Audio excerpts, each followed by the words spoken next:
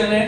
पहली बात तो जो जी सर वाला अकाउंट है, उस जी सर के अकाउंट का स्क्रीन आप देख सकते हो। जब मैं आपको बोलूंगा कि पीपीटी की तरफ ध्यान देना है, तो जी सर का जो स्क्रीन है आपको उसकी तरफ देखना है, जो स्क्रीन मैंने शेयर किया उसकी तरफ देखना है।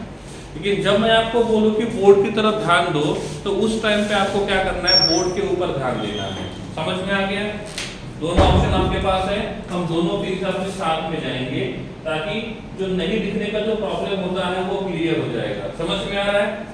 क्या बोर्ड दिखाई दे रहा है आपको? आपको बोर्ड दिखाई दे रहा है? ठीक है, ओके। चलिए, तो लास्ट टॉपिक जो हमने पढ़ा था, उसमें टॉपिक पढ़ा था जिसका नाम था इनर्ट पेयर इफेक्ट। तो लास्ट में हमने जो टॉपिक पढ़ा था, उस टॉपिक का नाम था inert pair effect. Inert pair effect, ये जो टॉपिक है ये बहुत ज्यादा इंपॉर्टेंट रखता है। This is very important topic. तब मैंने आपको ये भी पढ़ाया था ग्राउंड स्टेट और एक्साइटेड स्टेट क्या रहेगा। ठीक है, इसमें आपको एक बात की तरफ ध्यान देना है, इसमें आपको एक बात की तरफ ध्यान रखना है। वो ध्यान ऐसा है कि number of unpaired electron, number of unpaired electron equals to number of bonds. ठीक है, ये वाला फॉर्मूला याद रखना है। ठीक है, तो जितने नंबर ऑफ अनपेयर्ड इलेक्ट्रॉन उसके पास रहेंगे वो उतने ही बॉन्ड बना सकता है, उससे ज्यादा या उससे कम बॉन्ड नहीं बनाएगा। ठीक है, ओके। तो सबसे पहले हम लेते हैं ग्रुप नंबर 13।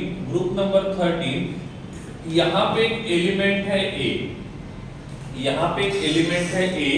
इस ए एलिमेंट के पास देखेंगे तो इसका इलेक्ट्रॉनिक कॉन्फ़िगरेशन जो रहेगा, इसका इलेक्ट्रॉनिक कॉन्फ़िगरेशन है NS2 और NP3, NS2 और NP3।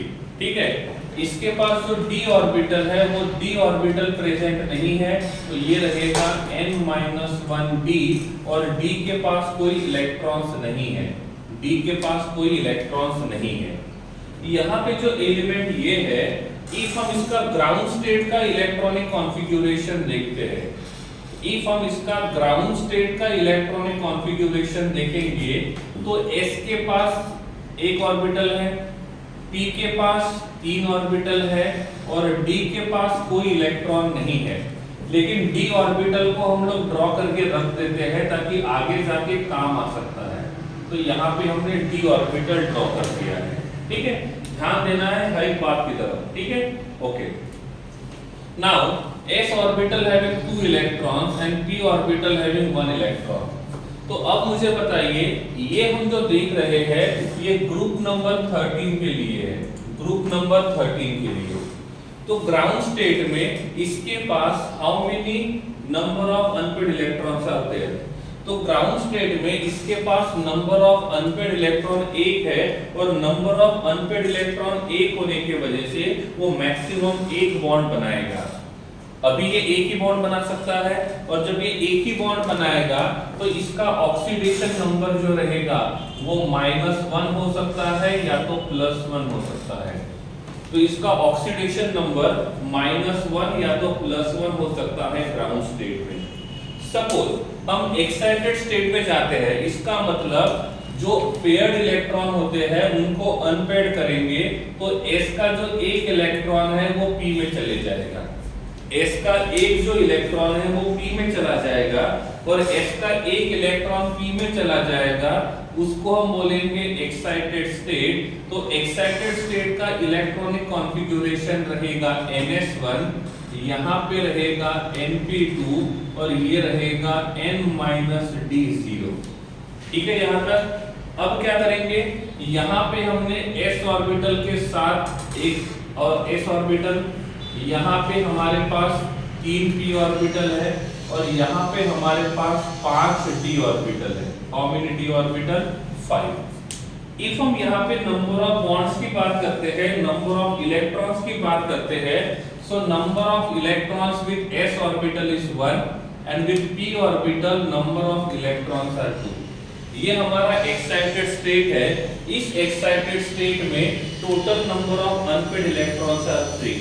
तो आप मुझे बताओ ये एक्साइटेड स्टेट में कितने बॉन्ड बना सकता है? ये एक्साइटेड स्टेट में कितने बॉन्ड बना सकता है? ये एक्साइटेड स्टेट में बॉन्ड बनाएगा 3, और जब बॉन्ड बनाएगा 3 तो ऑक्सीडेशन नंबर कितना होना चाहिए? एक्साइटेड स्टेट का ऑक्सीडेशन नंबर जो रहेगा वो कितना रहेगा? +3। कितना रहेगा? +3।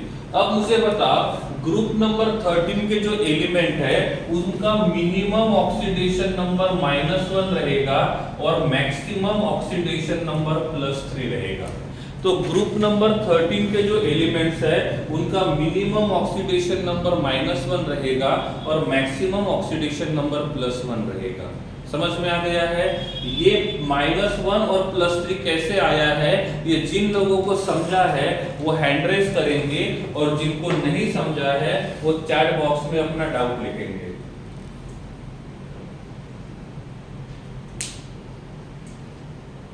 ठीक है? Okay, that's very good, no doubt is there. Okay, suppose अब कुछ क्वेश्चंस मैं आपको ही पूछूंगा, उसका आंसर आपको ही देना है, आगे बढ़ना है। ठीक है? Means minimum -1। Yes Mahavir, minimum oxidation number देखो -1 +1 और +3 में से सबसे छोटा नंबर कौन सा है? -1। सबसे बड़ा नंबर कौन सा है? +3। तो minimum oxidation number will be -1 and maximum oxidation number will be +3 Mahavir. ठीक है? सपोज अब मैं यहाँ पे आगे बढ़ता हूँ और ग्रुप नंबर 14 के लिए जाता हूँ।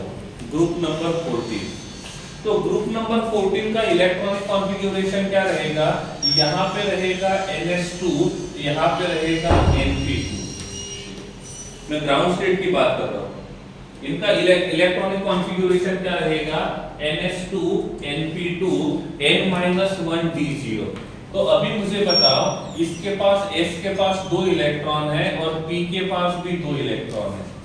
S के पास 2 इलेक्ट्रॉन है, P के पास 2 इलेक्ट्रॉन है। तो आप मुझे बताओ अब ये ग्राउंड स्टेट में कितने बॉन्ड बना सकता है? ये ग्राउंड स्टेट में कितने बॉन्ड बना सकता है?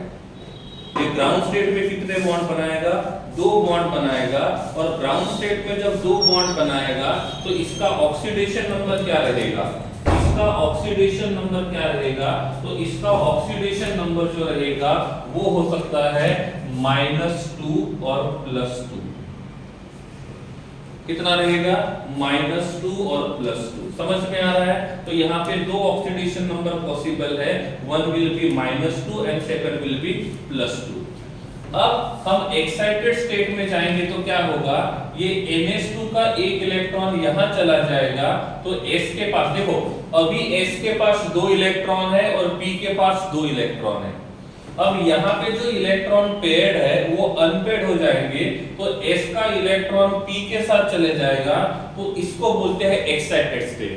तो एक्साइटेड स्टेट में S के पास 1 इलेक्ट्रॉन रहेगा और P के पास जो इलेक्ट्रॉन्स रहेंगे वो 3 रहेंगे। तो यहाँ पे जो रहेगा वो रहेंगे 4 इलेक्ट्रॉन। अब मुझे बताइए ये जो है ये कितने बॉन्ड बना सकता है? ये कितने बॉन्ड बना सकता है? How many bonds are possible here? यहाँ पे ये कितने बॉन्ड्स बना सकता है? कितने बॉन्ड बनाएगा? यहाँ पे ये 4 बॉन्ड बनाएगा और जब 4 बॉन्ड बनाएगा तो इसका ऑक्सीडेशन नंबर जो रहेगा वो कितना रहेगा? +4 रहेगा। कितना रहेगा? +4। यहाँ तक समझ में आ रहा है? यहाँ तक क्लियर है? ये क्लियर हुआ? +4 कहाँ तक आ गया?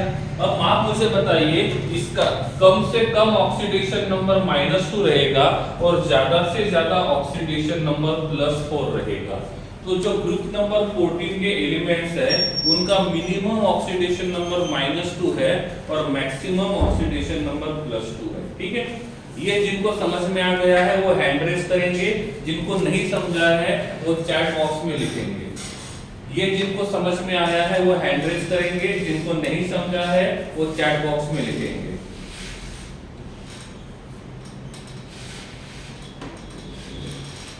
ओके, अब आगे बढ़ते हैं और अब देखते हैं ग्रुप नंबर 15। ग्रुप नंबर 15 का इलेक्ट्रॉनिक कॉन्फ़िगरेशन होता है NH2 NP3। ग्रुप नंबर 15 के एलिमेंट्स का इलेक्ट्रॉनिक कॉन्फ़िगरेशन होता है NH2 Np3। S के पास 2 इलेक्ट्रॉन है और P के पास 3 इलेक्ट्रॉन है। P के पास 3 इलेक्ट्रॉन है। अब मुझे बताओ ये ग्राउंड स्टेट में कितने बॉन्ड्स बनाएगा? ये ग्राउंड स्टेट में कितने बॉन्ड बनाएगा? 3 बॉन्ड बनाएगा। Very good forum. और ग्राउंड स्टेट में जब 3 बॉन्ड बनाएगा तो इसका ऑक्सीडेशन नंबर क्या होगा?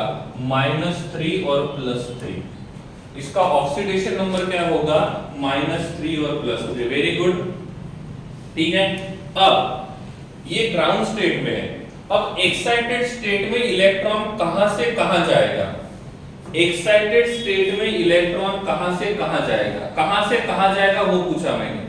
वो एक्साइटेड स्टेट में इलेक्ट्रॉन जो रहेगा वो जहां पे 2 इलेक्ट्रॉन है, एक्साइटेड स्टेट में इलेक्ट्रॉन वहां से जाता है जिसके पास पेयर ऑफ इलेक्ट्रॉन है और वहां पे जाता है जिसके पास कोई इलेक्ट्रॉन नहीं है। I am repeating again, excited state में जहां पे इलेक्ट्रॉन है, पेयर्ड इलेक्ट्रॉन है, वहां से जहां पे इलेक्ट्रॉन नहीं है उस ऑर्बिटल में जाता है। ठीक है, तो यहां पे जो रहेगा वो s का इलेक्ट्रॉन जो रहेगा वो d में जाएगा। s का इलेक्ट्रॉन d में जाएगा और जब s का इलेक्ट्रॉन d में जाएगा तो s के पास 1 इलेक्ट्रॉन रहेगा और d के पास 1 इलेक्ट्रॉन रहेगा। तो अब यहाँ पे d के पास 1 इलेक्ट्रॉन है तो इसको हम बोलेंगे एक्साइटेड स्टेट। क्या बोलेंगे? Excited state. और एक्साइटेड स्टेट में total number of unpaired electrons are 5 and total number of unpaired electrons 5 होने की वजह से इसका ऑक्सीडेशन नंबर जो रहेगा वो रहेगा +5। तो इसमें minimum oxidation number will be -3 and maximum oxidation number will be +3। जिनको समझा है हैंड रेज करेंगे, नहीं समझा है चैट बॉक्स में लिख देंगे।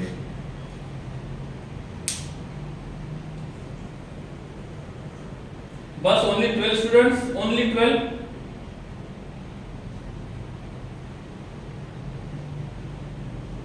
बस 16। ओके चलिए, तो यह है ग्रुप नंबर 15।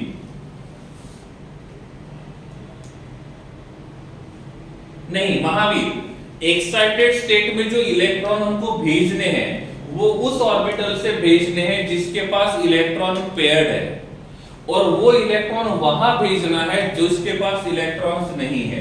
इनके पास ऑलरेडी एक इलेक्ट्रॉन है और इसीलिए यहाँ का जो इलेक्ट्रॉन है वो यहाँ नहीं जाएगा, वो डायरेक्टली डी में जाएगा महावीर। ठीक है, ओके। सपोज हम ग्रुप नंबर 16 के बारे में सोचते हैं। ग्रुप नंबर 16, जब ग्रुप नंबर 16 के बारे में सोचेंगे तो इनका इलेक्ट्रॉनिक कॉन्फ़िगरेशन ऐसे रहेगा। इनका इलेक्ट्रॉनिक कॉन्फ़िगरेशन ऐसे रहेगा। S के पास 2 इलेक्ट्रॉन है और P के पास 4 इलेक्ट्रॉन है। S के पास 2 इलेक्ट्रॉन है और P के पास 4 इलेक्ट्रॉन है। अब मुझे बताओ ग्राउंड स्टेट में कितने बॉन्ड बनाएगा? ग्राउंड स्टेट में कितने बॉन्ड बनाएगा? ग्राउंड स्टेट में कितने बॉन्ड बनाएगा? 2 बॉन्ड बनाएगा। तो ऑक्सीडेशन नंबर रहेगा -2 और +2। ऑक्सीडेशन नंबर रहेगा -2 और +2। अब देखो एक्साइटेड स्टेट में पहले कौन जाएगा? देखो यहाँ पे भी इलेक्ट्रॉन पेयर्ड है और यहाँ पे भी इलेक्ट्रॉन पेयर्ड है। तो यहाँ पे एक्साइटेड स्टेट में कहाँ का इलेक्ट्रॉन कहाँ जाएगा? एक्साइटेड स्टेट में कहाँ से इलेक्ट्रॉन कहाँ जाएगा? 11th में बताया था मैंने। ठीक है, तो यहाँ का देखो D के पास में p ऑर्बिटल है, P के पास भी इलेक्ट्रॉन पेयर्ड है और S के पास भी इलेक्ट्रॉन पेयर्ड है। तो और इलेक्ट्रॉन भेजना हमको D में है। इलेक्ट्रॉन भेजना कहाँ पे है? D में। हम P से भी भेज सकते हैं, हम S से भी भेज सकते हैं। अब D के ज्यादा पास कौन है? D के ज्यादा पास P है या D के ज्यादा पास S है? पॉसिबिलिटी दोनों है ना, P से भी भेज सकते हैं, S से भी भेज सकते हैं। तो D ऑर्बिटल के ज्यादा नजदीक p ऑर्बिटल होने के वजह से पहले इलेक्ट्रॉन p ऑर्बिटल से जाएगा। पहले इलेक्ट्रॉन p ऑर्बिटल से जाएगा तो p का 1 इलेक्ट्रॉन d में जाएगा।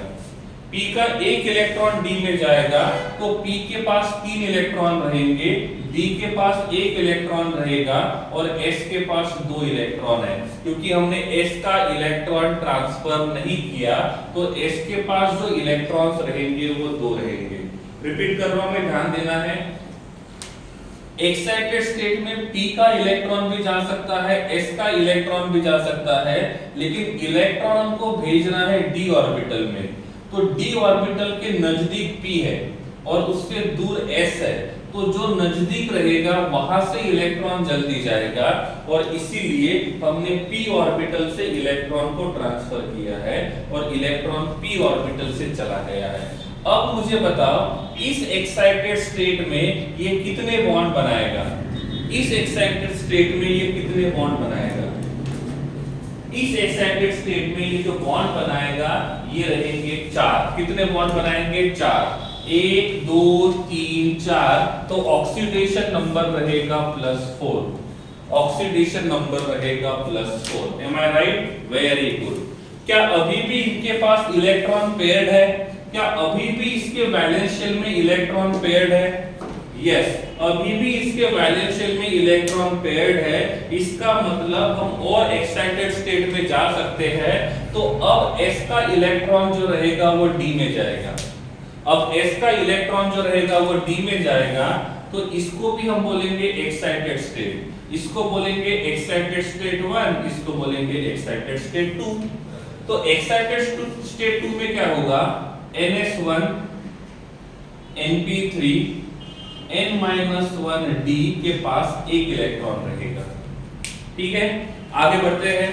S के पास एक orbital, P having 3 orbitals, D having 5 orbitals, 1 2 3 4 and 5। Now clear? Okay, आगे बढ़ते हैं। S के पास एक इलेक्ट्रॉन है, P के पास 3 इलेक्ट्रॉन है और D के पास 2 इलेक्ट्रॉन है। अब मुझे बताओ ये एक्साइटेड स्टेट 2 में कितने बॉन्ड बनाएगा? महावीर, अब आंसर गलत नहीं होना चाहिए। महावीर, अब आंसर गलत नहीं होना चाहिए। अब ये एक्साइटेड स्टेट में कितने बॉन्ड बनाएगा? तो यहाँ पे 6 बॉन्ड बनाएगा और बॉन्ड 6 बनाएगा तो oxidation number will be +6।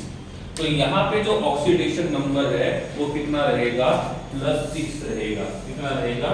+6। Okay, चलिए आगे बढ़ते हैं। जिनको ये समझ में आ गया है हैंड रेज करेंगे, नहीं समझा है चैट बॉक्स में लिखेंगे।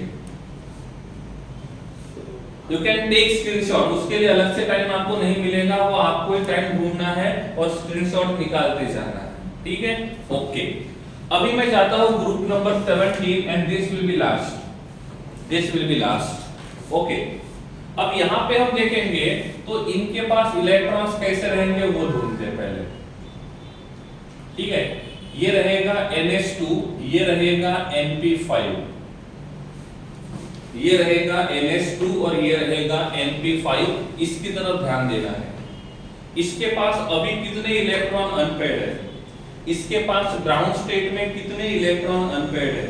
इसके पास ग्राउंड स्टेट में एक ही इलेक्ट्रॉन अनपेयर्ड है। ये एक ही बॉन्ड बनाएगा तो ये -1 और +1 होगा।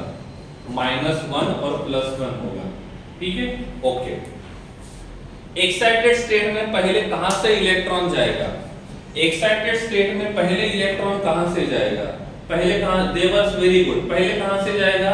तो पहले जाएगा P से, तो यहां का इलेक्ट्रॉन यहां चला गया। तो क्या होगा? P के पास इलेक्ट्रॉन्स रहेंगे 4, 5 में से एक चला गया तो 4 और D के पास एक इलेक्ट्रॉन चला गया तो D के पास 1 रहेगा। अब P के पास 4 इलेक्ट्रॉन है। अब मुझे बताइए एक्साइटेड स्टेट 1 में कितने बॉन्ड बनाएगा? एक्साइटेड स्टेट 1 में कितने बॉन्ड्स बनाएगा? एक्साइटेड स्टेट 1 में 3 बॉन्ड बनाएगा। तो बताइए ऑक्सीडेशन नंबर कितना होगा? बताइए what will be the oxidation state? तो oxidation state will be +3। Very simple, good फोरम, नाइस। ठीक है, -3 तो नहीं होगा, -3 तो नहीं होगा क्योंकि एक्साइटेड स्टेट में नॉर्मली माइनस तो नहीं करते राज माहेश्वरी। ओके, अब क्या इनके पास अभी भी इलेक्ट्रॉन पेयर्ड है? यस, अभी भी इलेक्ट्रॉन पेयर्ड है। तो अभी यहां से जब एक्साइटेड स्टेट बनाएंगे तो इलेक्ट्रॉन P में से जाएगा कि S में से जाएगा? इसमें एक्साइटेड स्टेट में कौन जाएगा, S वाला जाएगा या P वाला जाएगा? P वाला जाएगा क्योंकि D के ज्यादा पास वो है, तो P का एक इलेक्ट्रॉन और चला गया। तो P के पास कितने इलेक्ट्रॉन्स रहेंगे? 3। D के पास इलेक्ट्रॉन्स बन जाएंगे 2 और S के पास इलेक्ट्रॉन्स रहेंगे 2। अब मुझे बताइए एक्साइटेड स्टेट 2 में how many unpaired electrons are there? How many unpaired electrons are there? 5। और अनपेड इलेक्ट्रॉन 5 रहेंगे तो बॉन्ड 5 बनाएंगे, और बॉन्ड 5 बनाएंगे तो ऑक्सीडेशन नंबर भी +5 होगा। समझा? ओके, आगे बढ़ते हैं। क्या एक और एक्साइटेड स्टेट पॉसिबल है? क्या एक और एक्साइटेड स्टेट पॉसिबल है? यस। किसके वजह से? S के वजह से। तो क्या किया? S का इलेक्ट्रॉन भेज दिया D के पास। S का इलेक्ट्रॉन भेज दिया D के पास। तो क्या होगा? यहां मिलेगा excited state 3, this will be NS1, this will be NP3, this will be N-1 D3। अब क्या करेंगे?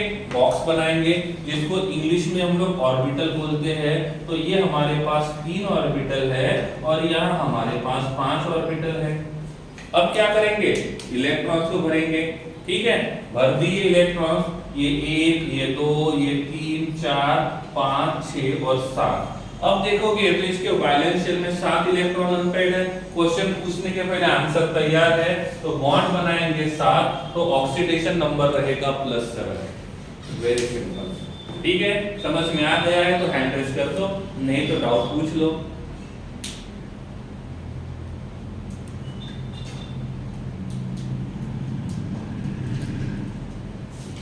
Very good, nice. ठीक है, अब मैंने पूछा ग्रुप नंबर 13 में रेंज क्या होगा?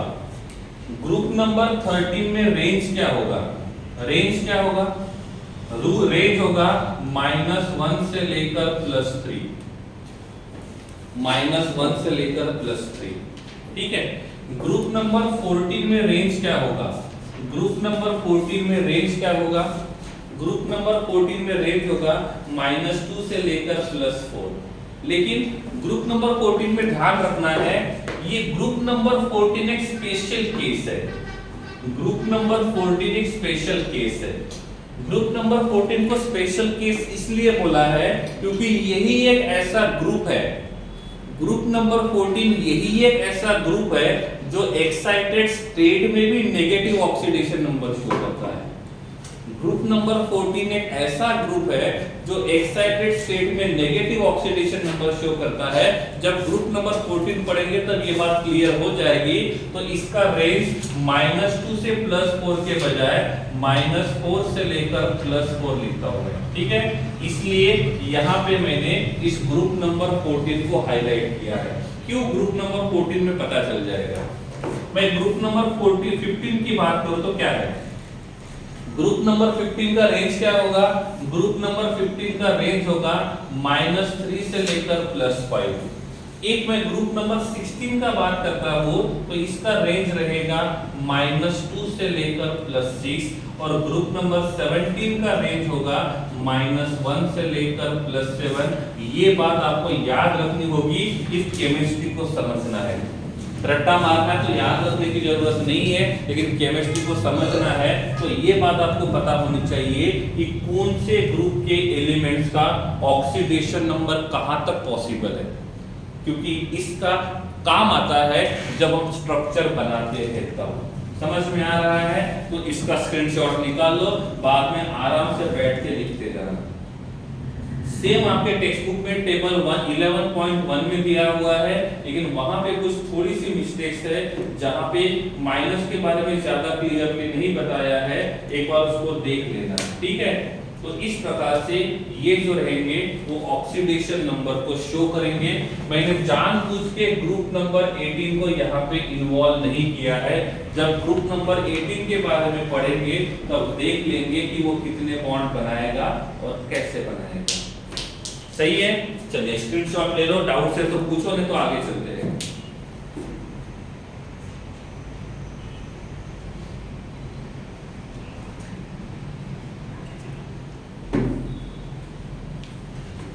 Okay, till now no doubts, that's very good. आगे बढ़ते हैं। ठीक है, अब देखना फिजिकल प्रॉपर्टी। आप स्क्रीन की तरफ देख सकते हो, जो प्रेजेंटेशन है उसमें आप स्क्रीन में देख सकते हो, ठीक है।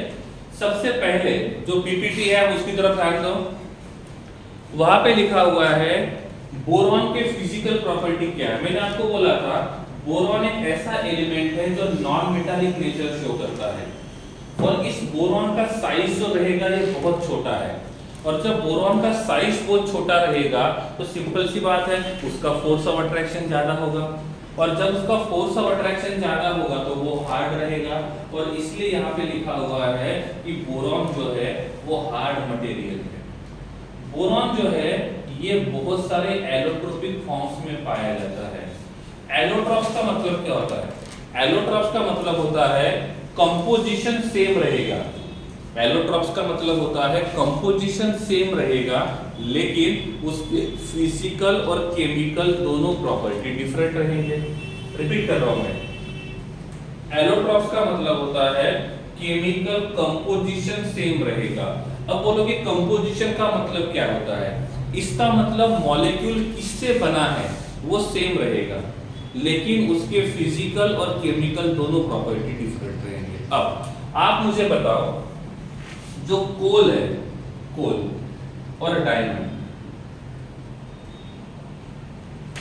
कोल और डायमंड, ठीक है, साथ में मैं यहां पे ग्रेफाइट को यूज करता हूं, ग्रेफाइट, ठीक है, ग्रेफाइट।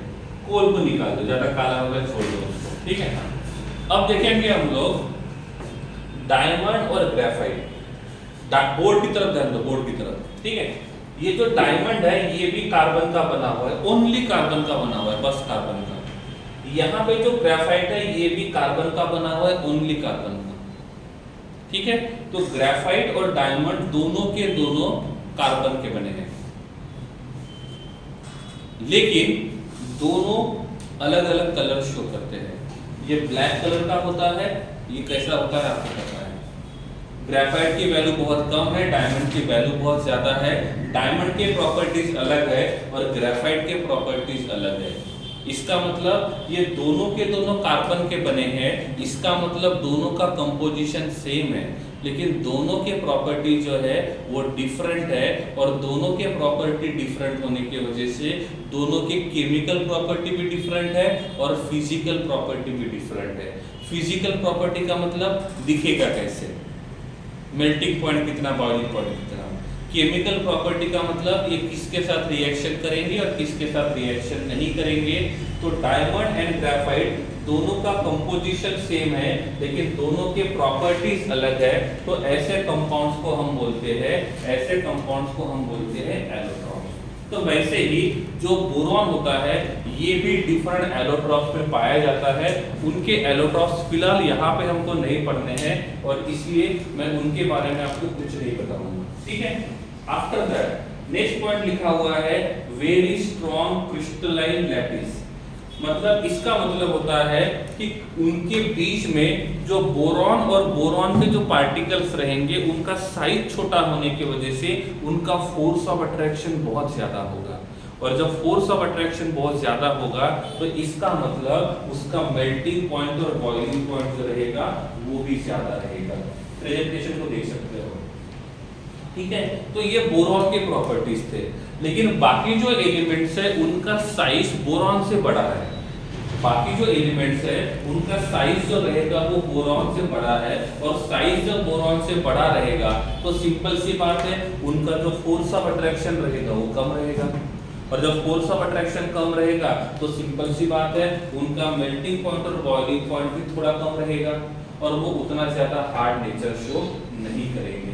बोरॉन जो है वो कंडक्टिंग प्रॉपर्टी शो नहीं करता है, लेकिन बाकी के जो एलिमेंट्स होते हैं वो कंडक्टिविटी शो करते हैं। उसका रीजन क्या है? मैंने आपको बोला था बोरॉन जो है वो नॉन मेटालिक नेचर शो करता है, और नॉन मेटल जो है वो बैड कंडक्टर होते हैं इलेक्ट्रिसिटी के। इसका मतलब यहाँ पे जो बोरॉन रहेगा वो कंडक्टिविटी को शो नहीं करेगा, लेकिन बाकी के जो एलिमेंट्स रहेंगे वो मेटालिक नेचर शो करते हैं, और वो मेटालिक नेचर शो करते हैं इसका मतलब वो कंडक्टिविटी को शो करेंगे। गैलियम जो है एक ऐसा एलिमेंट है जो लिक्विड स्टेट में होता है। नॉर्मल टेम्परेचर पे जो रहेगा वो लिक्विड स्टेट में होता है, ठीक है। तो नॉर्मल स्टेट में तो सॉलिड में होता है, लेकिन जैसा ही टेम्परेचर थोड़ा सा बढ़ जाएगा, जैसे टेम्परेचर थोड़ा सा बढ़ जाएगा तो वो इजीली लिक्विड स्टेट में चला जाता है। तो कभी कभी ऐसा भी कहा जाता है कि गैलियम जो है वो लिक्विड स्टेट में पाया जाता है।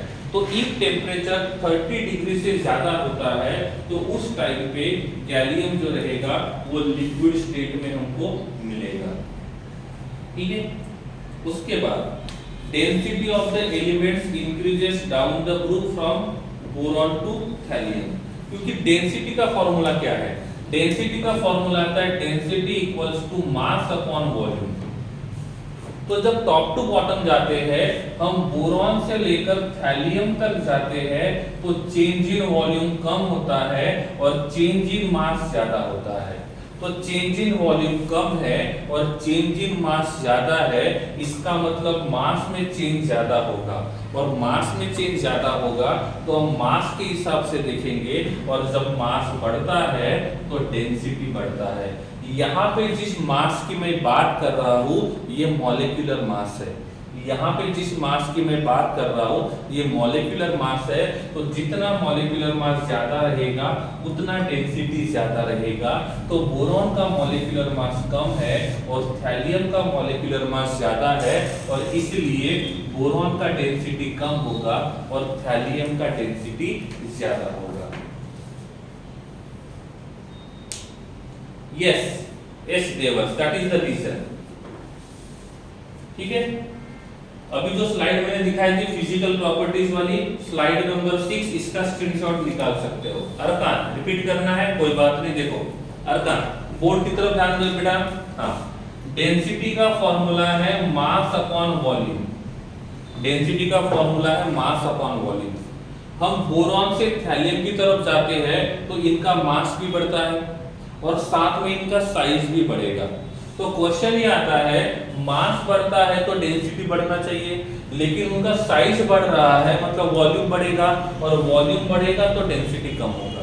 तो एक फैक्टर ये कहता है कि डेंसिटी बढ़ना चाहिए। क्यों? क्योंकि बोरॉन से थैलियम की तरफ गए तो मॉलिक्यूलर मास बढ़ गया, लेकिन साथ में उनका साइज बढ़ गया, वॉल्यूम बढ़ गया, और वॉल्यूम बढ़ेगा तो डेंसिटी कम होना चाहिए। जब दोनों साथ में चेंज होते हैं, मास भी चेंज होता है और वॉल्यूम भी चेंज होता है, तो हमको ये देखना होगा कि इन दोनों में से किस में चेंज ज्यादा है। वॉल्यूम में चेंज ज्यादा होगा कंपेयर टू मास, तो हम वॉल्यूम के हिसाब से जाएंगे। मास में चेंज ज्यादा होगा तो मास के हिसाब से जाएंगे। इनमें हम देखेंगे तो चेंज इन वॉल्यूम से ज्यादा चेंज इन मास ज्यादा होता है, और चेंज इन मास ज्यादा होने की वजह से हम मास के हिसाब से जाएंगे और टॉप टू बॉटम जाते हैं। बोरॉन से थैलियम की तरफ जाते हैं तो मॉलिक्यूलर मास बढ़ेगा, और मॉलिक्यूलर मास बढ़ेगा तो डेंसिटी बढ़ेगा। हर काम ये आपके क्वेश्चन का answer. Last second point repeat करो, डेंसिटी वाला या उसके ऊपर वाला, useful material for measuring at high temperature, ये वाला देवर्स। Yes, okay. देखो, भले ही गैलियम का मेल्टिंग पॉइंट कम है, भले गैलियम का मेल्टिंग पॉइंट कम है, लेकिन उसका बॉइलिंग पॉइंट बहुत ज्यादा है, लेकिन उसका बॉइलिंग पॉइंट बहुत ज्यादा है, ठीक है। अब आप देख लो ना यहाँ पे, ठीक है। यहाँ पे मैं एक थर्मामीटर बनाता हूँ। थर्मामीटर का काम क्या होता है? टेम्परेचर को मेजर करने के लिए, ठीक है। तो यहाँ पे हमने थर्मामीटर का ट्यूब बना दिया, ये ग्लास का ट्यूब है, ये ग्लास का ट्यूब है, ठीक है। और इस ट्यूब के अंदर मैंने यहाँ पे एक मटेरियल डाल दिया, जो मटेरियल लिक्विड स्टेट में है।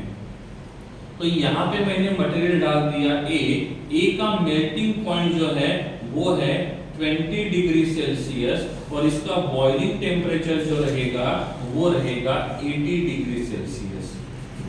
तो नॉर्मल टेम्परेचर जो है वो 20 डिग्री से ज्यादा होता है। इसका मतलब जो सब्सटेंस ए जो रहेगा वो लिक्विड स्टेट में रहेगा, ठीक है। और यहाँ से हम लोग रीडिंग को शुरू करेंगे 0, 1, 2, 3, इस प्रकार से ये कंप्लीटली क्लोज है, थर्मामीटर है हमारा, ठीक है।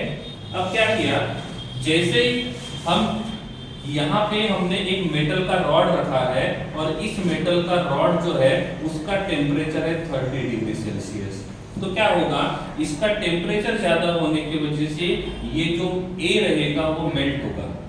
मेल्ट होगा इसका मतलब पार्टिकल के बीच का डिस्टेंस बढ़ेगा या कम होगा। जब ये मेल्ट होगा तो पार्टिकल एक दूसरे के पास आएंगे या एक दूसरे से दूर जाएंगे। जब वो मेल्ट होगा तो पार्टिकल एक दूसरे से पास आएंगे या दूर जाएंगे। पार्टिकल जो रहेंगे वो एक दूसरे से दूर जाएंगे, और जब वो एक दूसरे से दूर जाएंगे तो उनको जगह ज्यादा लगेगी या कम लगेगी। मेल्ट करते देखो, जब भी हम किसी को टेम्परेचर देते हैं तो पार्टिकल के बीच का डिस्टेंस बढ़ेगा, और जब पार्टिकल के बीच का डिस्टेंस बढ़ेगा तो क्या होगा, वो उनको ज्यादा जगह लगेगी। सेम हमने यहाँ पे किया, यहाँ पे उसका मेल्टिंग पॉइंट 20 था, यहाँ पे जो रॉड है उसका टेम्परेचर 30 है, तो क्या होगा, यहाँ का जो A रहेगा वो मेल्ट हो जाएगा। मेल्ट होने की वजह से वॉल्यूम बढ़ गया और वॉल्यूम यहाँ तक पहुंच गया। इसका मतलब जैसे हॉट थिंग को हमने यहाँ पे लगाया है तो ये कितना ज्यादा गर्म है ये पता करने के लिए हम यहाँ पे मेजरमेंट देंगे। जितना इसका टेम्परेचर ज्यादा रहेगा उतने ही इनके पार्टिकल के बीच का डिस्टेंस बढ़ेगा। पार्टिकल के बीच का डिस्टेंस बढ़ेगा तो वॉल्यूम बढ़ेगा, और वॉल्यूम बढ़ेगा तो एक्सपांशन होगा, और एक्सपांशन होने की वजह से यहाँ पे जो ये सब्सटेंस ये है वो ऊपर की तरफ जाएगा। थर्मामीटर में क्या होता है, जैसे थर्मामीटर को हम लोग अपने बॉडी के अंदर लगाते हैं और हमारे बॉडी का टेम्परेचर ज्यादा होता है तो वो टेम्परेचर क्या करता है, उसके अंदर जो पारा होता है, जो लेड होता है, उस लेड को गर्म करता है। और जब लेड एक ऐसा सब्सटेंस है जो गर्म होने के बाद एक्सपांशन शो करता है, और एक्सपांशन होने की वजह से जो लेड होता है वो धीरे धीरे ऊपर जाता है। सेम कंडीशन यहाँ पे होगा, लेकिन यहाँ पे सपोज मैंने बोला यहाँ पे टेम्परेचर 90 डिग्री सेल्सियस है तो क्या होगा, पहले तो ये रेंज बढ़ेगा, लेकिन जैसे टेम्परेचर 80 डिग्री से ऊपर चले जाएगा तो 80 डिग्री से ऊपर जाने के बाद ये जो सब्सटेंस ये है वो बॉईल हो जाएगा, और जब वो बॉईल हो जाएगा तो ये डायरेक्टली लिक्विड स्टेट से गैसियस स्टेट में जाएगा। ठीक है, मतलब जितना उसका देखो कैपेसिटी कितना है, 80 डिग्री सेल्सियस पे बॉईल होगा। देखो मेल्ट का मतलब होता है सॉलिड से लिक्विड स्टेट में आना, और बॉईल का मतलब होता है लिक्विड से गैसियस स्टेट में जाना, लिक्विड से गैसियस स्टेट में जाना।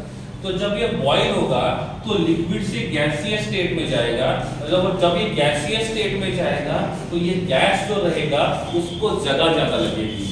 गैस जो होती है उसको जगह ज्यादा लगती है और गैस ज्यादा जगह ऑक्युपाई करेगा, और जब उसको यहाँ पे जगह कम पड़ जाएगी तो ये थर्मामीटर को तोड़ देगा।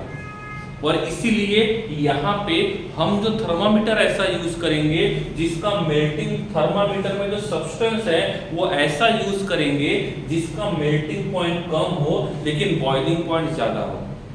जो बड़े बड़े इंडस्ट्रीज है जहाँ पे लोहे को पिघलाने का काम करते हैं, वहां पे टेम्परेचर मेजर करने के लिए हम जो नॉर्मल हमारा जो फिजिशियन टेम्परेचर बना मतलब मेजर करने के लिए जो थर्मामीटर यूज करता है वो यूज नहीं कर पाएंगे, उसका लिमिट होता है। उससे ज्यादा टेम्परेचर को वो मेजर नहीं करेगा, वो ब्लास्ट हो जाएगा, उसका टूट जाएगा वो। तो ऐसे टाइम पे ऐसा हाई टेम्परेचर मेजर करने के लिए हमको ऐसा सब्सटेंस यूज करना होगा जिसका मेल्टिंग पॉइंट कम है और जिसका बॉइलिंग पॉइंट बहुत ज्यादा है। और आप यहाँ पे स्क्रीन के ऊपर देख सकते हो, आप यहाँ पे स्क्रीन के ऊपर देख सकते हो गैलियम का मेल्टिंग पॉइंट भले ही कम है लेकिन उसका बॉइलिंग पॉइंट बहुत ज्यादा है, और उसका बॉइलिंग पॉइंट बहुत ज्यादा होने की वजह से हाई टेम्परेचर मेजर करने के लिए हम इस गैलियम को यूज कर सकते हैं। क्लियर देवर्ष, क्लियर है बेटा? ओके, ठीक है। अरकान क्लियर? ओके, ठीक है। तो ये थर्मामीटर वाला जो है वो मैंने आपको यहाँ बता दिया है, और मन में कोई डाउट है तो बोल दीजिए, नहीं तो आगे चलते हैं। ठीक है, आप स्क्रीनशॉट निकाल सकते हो प्रेजेंटेशन का, ताकि बाद में आपको लिखने के लिए कोई तकलीफ नहीं जाएगी।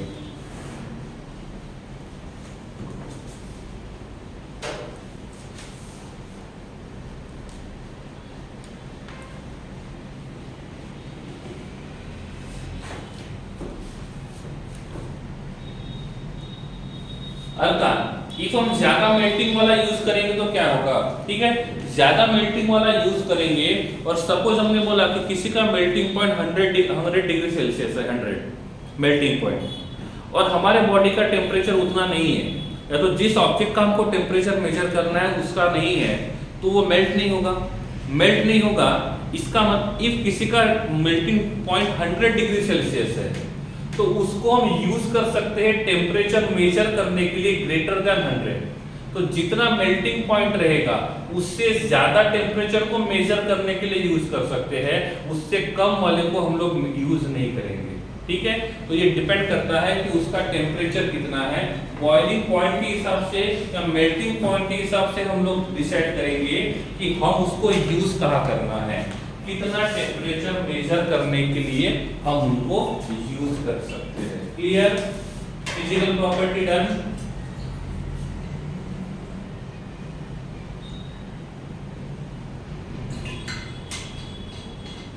ओके कारखान, ठीक है। नेक्स्ट देखेंगे रिएक्टिविटी विथ एयर। अब एयर के साथ रिएक्शन करेंगे, इसमें दोनों के साथ रिएक्शन करेंगे। सपोज यहां पे मैं बोलता हूं M, या तो A यूज करते हैं। A is the element of group number 13। A is the element of group number 13। और मुझे बताइए नॉर्मली ये कितने बॉन्ड बनाता है? ग्रुप नंबर 13 का जो एलिमेंट्स है वो 3 बॉन्ड बना सकता है मैक्सिमम। कितने बॉन्ड बना सकता है? 3।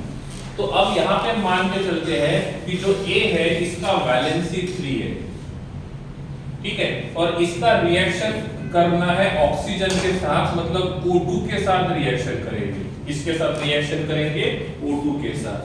तो ऑक्सीजन का जो वैलेंसी है वो 2 है। तो इससे बनने वाला मॉलिक्यूल क्या है? बोर्ड के ऊपर ध्यान देना है। इससे बनने वाला जो मॉलिक्यूल रहेगा वो क्या रहेगा? इससे बनने वाला मॉलिक्यूल क्रॉस मल्टीप्लिकेशन करने के बाद बनेगा। और क्या इसको सिंपलीफाई कर सकते हैं? क्या इसको सिंपलीफाई कर सकते हैं बिना डेसिमल वाला? तो इसको सिंपलीफाई नहीं कर सकते हैं। तो यहां से बनने वाला फॉर्मूला रहेगा A2O3। रिएक्शन को बैलेंस करेंगे, इसको 2 से मल्टीप्लाई करेंगे, इसको 3/2 से मल्टीप्लाई करेंगे, रिएक्शन हो गया बैलेंस। सपोज मैं A के जगह बोरॉन यूज करता हूं और इसका रिएक्शन ऑक्सीजन के साथ करूंगा तो क्या होगा? यहां पे मुझे फॉर्मूला मिलेगा B2O3, बोरॉन ऑक्साइड। रिएक्शन को बैलेंस करेंगे, 2 moles of boron and 3/2 moles of oxygen. Clear है ना? सिंपल है, ठीक है, ओके। सपोज मैं बोलता हूं कि यहाँ पे बोरॉन के जगह मुझे एल्यूमिनियम यूज करना है तो क्या होगा? एल्यूमिनियम का रिएक्शन O2 के साथ करेंगे तो यहाँ हमको मिलेगा Al2O3। रिएक्शन को बैलेंस करो, 2 से मल्टीप्लाई करो, 3/2 से मल्टीप्लाई करो। क्या आपको रिएक्शन विद ऑक्सीजन समझ में आ गया? क्या आपको रिएक्शन विद ऑक्सीजन समझ में आ गया है? हाँ तो हैंड रेज कर दो, नहीं तो डाउट पूछ लो।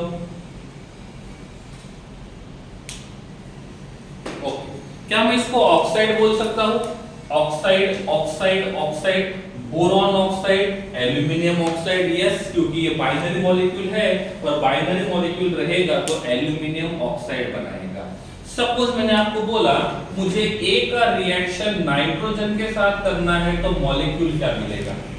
बना के दिखाओ,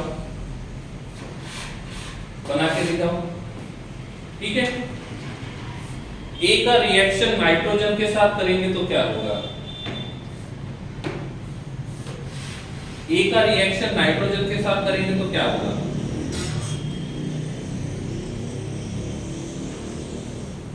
क्या बनेगा? ओके देवर्ष, आपके क्वेश्चन की तरफ आता हूं मैं। देखो पहले क्या किया, A का रिएक्शन ऑक्सीजन के साथ किया। A का वैलेंसी 3 है, ऑक्सीजन का वैलेंसी 2 है, क्रॉस मल्टीप्लिकेशन किया तो क्या मिला? A2O3। क्या मिला?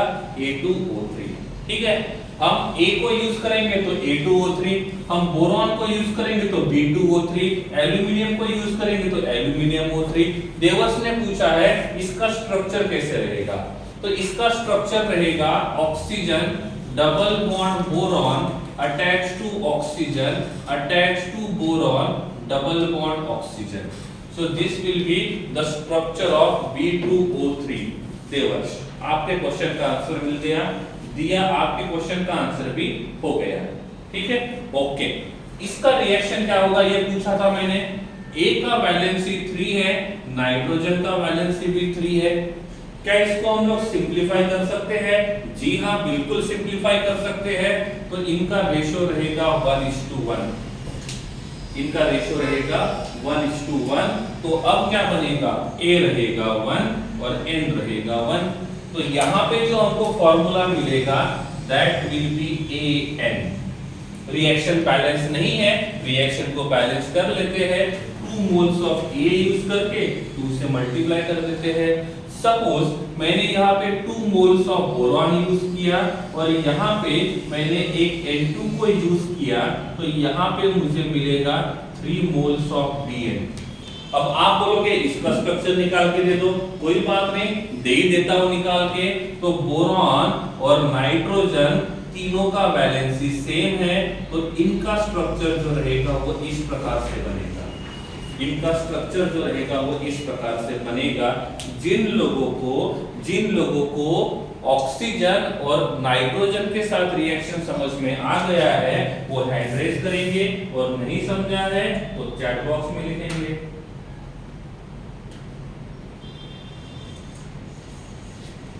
ओनली 11 ही समझ में आ गया, बाकी को नहीं समझा? अरे इसमें क्या है, वही पुराने घिसे पिटे रिएक्शंस हैं। देखो 11 ही लोग हैं बस, कोई बात नहीं, इट्स ओके, ठीक है। तो इस प्रकार से यहाँ पे हम देखेंगे, लास्ट वाला रिपीट करना है दिया। देखो A का रिएक्शन N2 के साथ करना है। A को हमने बोला है ग्रुप नंबर 13 का एलिमेंट जिसका वैलेंसी 3 है, और वैलेंसी 3 रहेगा तो बॉन्ड भी 3 बनाएगा। तो A का वैलेंसी 3 है, नाइट्रोजन का वैलेंसी भी 3 है। इन दोनों को हम सिंपलीफाई कर सकते हैं। जब दोनों को सिंपलीफाई करेंगे तो 3:3 का मतलब 1:1 हो गया। तो क्या होगा? A रहेगा 1 और N रहेगा 1। बाइनरी कंपाउंड बनाने के लिए ये मेथड यूज करते हैं। तो यहाँ पे हमको मॉलिक्यूल मिलेगा AN। जब बोरॉन को यूज करेंगे तो BN मिलेगा। हम लोग एल्यूमिनियम को यूज करेंगे तो एल्यूमिनियम N मिलेगा। बोरॉन का वैलेंसी 3 है, नाइट्रोजन का वैलेंसी 3 है, so this will be the structure. अब क्वेश्चन ये आता है, जब भी हम किसी ऑक्साइड की बात करते हैं तो 3 प्रकार के ऑक्साइड होते हैं। एक होता है एसिडिक ऑक्साइड, दूसरा होता है बेसिक ऑक्साइड, और तीसरा होता है एम्फोटेरिक ऑक्साइड। एक और होता है न्यूट्रल ऑक्साइड। तो ऑक्साइड जो रहेंगे वो 4 टाइप के होते हैं। ऑक्साइड 4 टाइप के होते हैं, एसिडिक, बेसिक, न्यूट्रल और एम्फोटेरिक। ठीक है, आपको यहाँ पे बता रहा हूं मैं, कौन एसिडिक रहेगा, कौन बेसिक रहेगा, कौन न्यूट्रल रहेगा, कौन एम्फोटेरिक रहेगा, आप स्क्रीन के ऊपर देख सकते हो। बोरॉन जो होता है उसका जो ऑक्साइड रहेगा वो जो रहेगा वो एसिडिक रहेगा। एल्यूमिनियम और गैलियम के जो ऑक्साइड्स रहेंगे वो एम्फोटेरिक रहेंगे, लेकिन इंडियम और थैलियम का जो ऑक्साइड रहेगा वो रहेगा बेसिक इन नेचर। तो यहाँ पे हमने देखा रिएक्शन विद एयर। आप रिएक्शन विद एयर जो है इसका आप स्क्रीनशॉट निकाल सकते हो, आप इसका स्क्रीनशॉट निकाल सकते हो। कुछ डाउट्स है तो पूछ लीजिए, अदरवाइज आज का सेशन यहीं पे खत्म करते हैं। थैंक यू सो मच, मिलते हैं नेक्स्ट लेक्चर में। If any doubts are there then you can ask. देवर्स देखो, सिंपल सी बात है, boron, aluminium, gallium, indium and thallium, ऐसा है। ठीक है, मैंने आपको बोला था मेटल ऑक्साइड जो है वो बेसिक होते हैं, नॉन मेटल ऑक्साइड जो रहेंगे वो एसिडिक रहेंगे। ठीक है, अब आप देखो तो ये नॉन मेटल है, और टॉप टू बॉटम जाएंगे तो मेटालिक कैरेक्टर बढ़ेगा।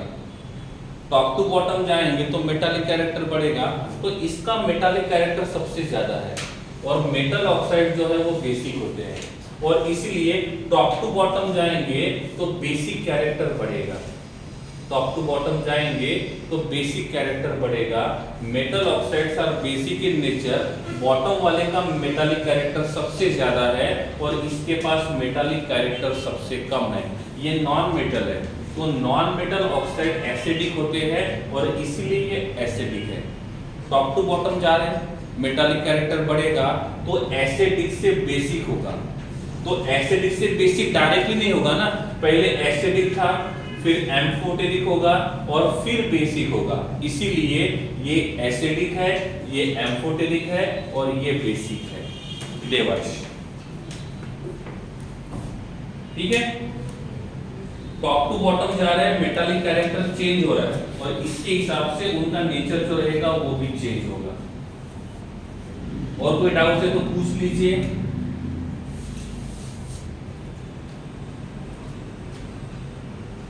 ओके, चलिए फिर आज का सेशन यहीं पे खत्म करते हैं। थैंक यू सो मच, मिलते हैं नेक्स्ट क्लास में।